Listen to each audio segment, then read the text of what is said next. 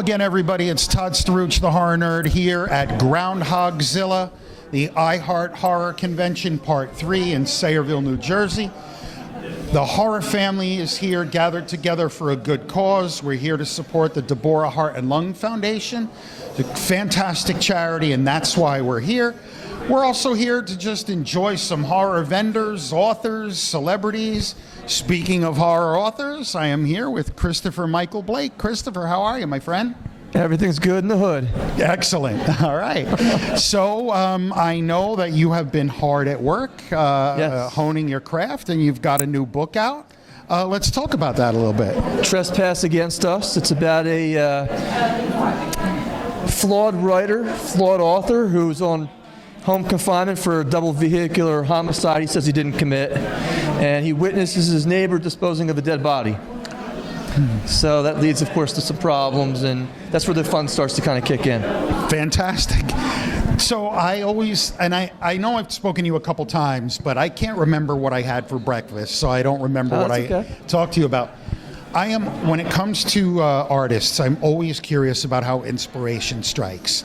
So how does that work for you? Do you sit down each day and say, okay, today I'm going to write?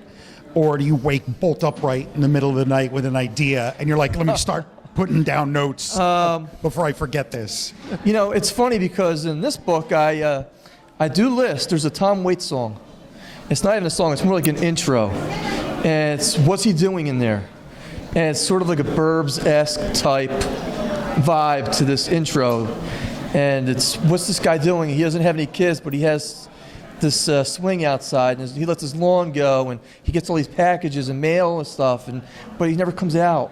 He never goes to work. What's he do? Was he ever arrested before? And it's all the paranoia that's built up in the neighborhood surrounding. It's kind of like the Burbs, kind of like Rear Window. So definitely some influences there. Yeah. Huh. You sound like you were describing me. I'm like, that was a little weird. All right.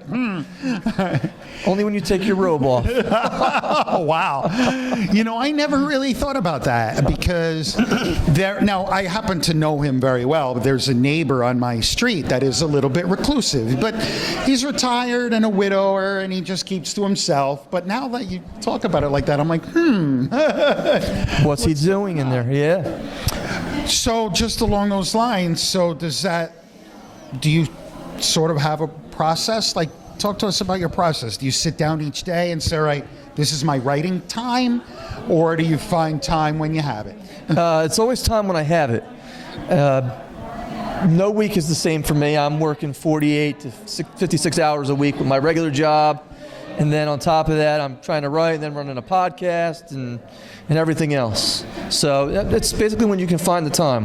I wish I had a set schedule and a set time to do things.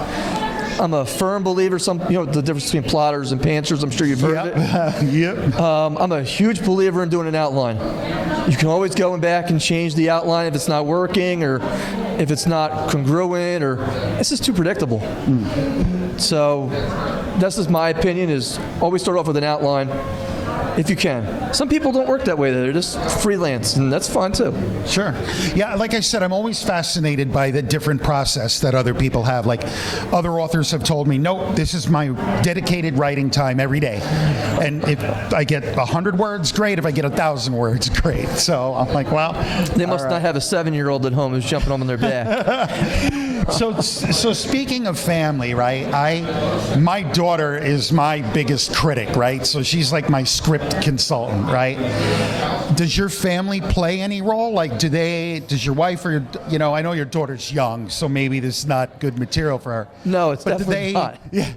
How do they play in it all, though, as far as how they support your writing? I would not be where I'm at today if it was not for my wife, Jackie. You've met Jackie several times. Many times, yep. When I told her I was going to do this, a normal wife would say, are you sure? Is this something you want to pursue? She was like, go for it. Nice. Her family, if I need somebody to watch my daughter, is available to watch her at all times.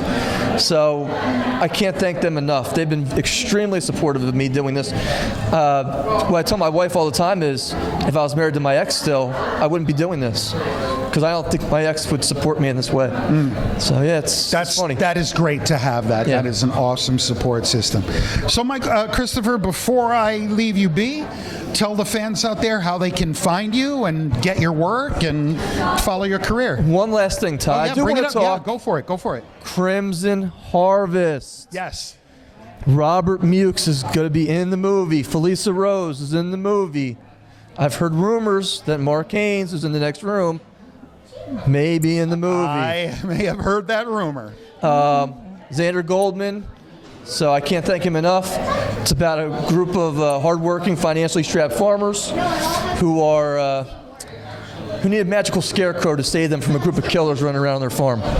Nice. So yeah, I mean, it doesn't get any more bloody than that. The kill scenes are going to be outrageous. Nice. And that is a good group of people you just mentioned right there. All people I've known for a long time.